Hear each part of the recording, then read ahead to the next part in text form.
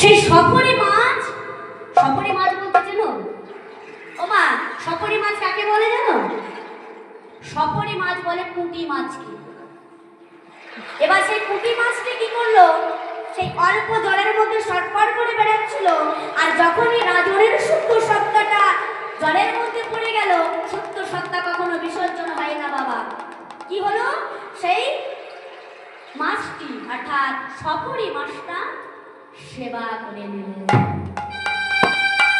আর যখনই সেবা করলো, সেই সফরি মাছটা গর্ভবতী হয়ে গেল।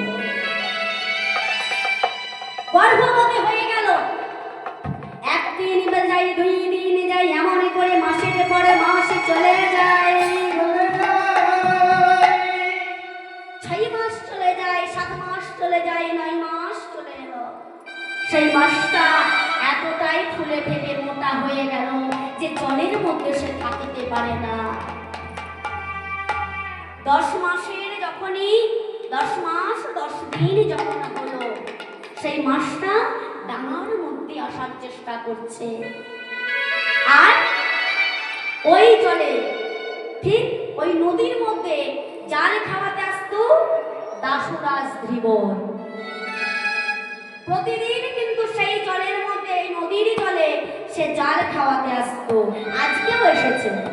যখন এই মাসটা 10 মাস 10 দিন পূর্ণ হয়েছে, সেদিন মাছটা কি করেছে, ডাঙার মধ্যে চলে এসেছে। আর যখনই দাসরাজ ধীবর সেই নদীর মধ্যে জাল খাওয়াতে বসেছে, যখনই জালটা খাওয়াইছে, সঙ্গে সঙ্গে সেই পুঁটি মাছটা জালের মধ্যে আটকা পড়ে গেছে।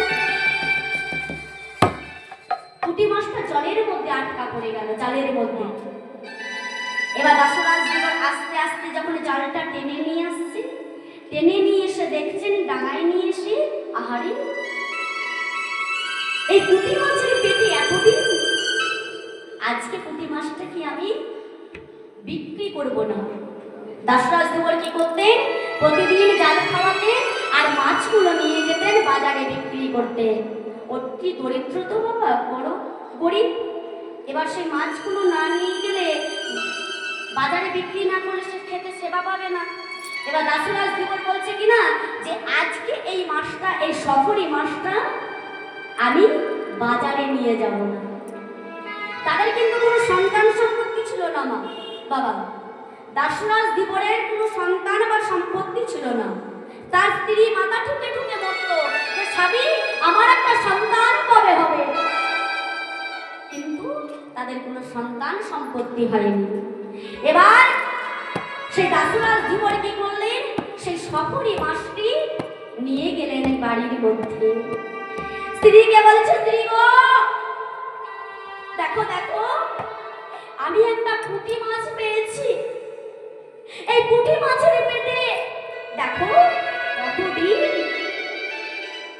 আজকে মাছটি বাজারে বিক্রি করবো না, আজকে তুমি এই মাছটি আমান্য করো, আমি আজকে সেবা করবো। স্ত্রী গো, আজকে তুমি যত্ন করে রন্ধন করবে, আমি আজকে এই মাছটি সেবা দেব। যখনই দাসরাজ ধীবর মাছটিকে নিয়ে যখনই কর্তন করতে গেছে, যখনই মাছটি কর্তন করলেন, মাথাটি যখনই কাটলেন, দেখলেন কি সুন্দর একটি ফুটে ফুটে কন্যা সন্তান। দেখলেন একটি ফুটে ফুটে কন্যা সন্তান। দাসরাজ ধীবরের স্ত্রী কাঁদতে কাঁদতে বলেছে, স্বামী গো, আমরা এত হতভাগিনী যে আমার গর্ভে একটা সন্তান ভগবান দেয়নি। কিন্তু স্বামী, এ আমাদের কি হলো? দেখো আজকে বোধহয় আমি মা হতে পারবো। ভগবান বুঝি এতদিনে মুখ তুলে চেয়েছে, তাই আমি সন্তানের মুখ দেখতে পেলাম। সবে চেয়ে দেখো, এই সুন্দর একটি মাছের পেটে একটা ফুটফুটে কন্যা সন্তান।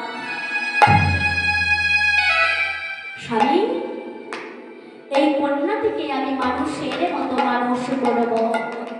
ও বাবা, সেই কন্যাটির নাম দিল কি জানেন? সেই কন্যার নাম হলো মৎস্য সন্ধ্যা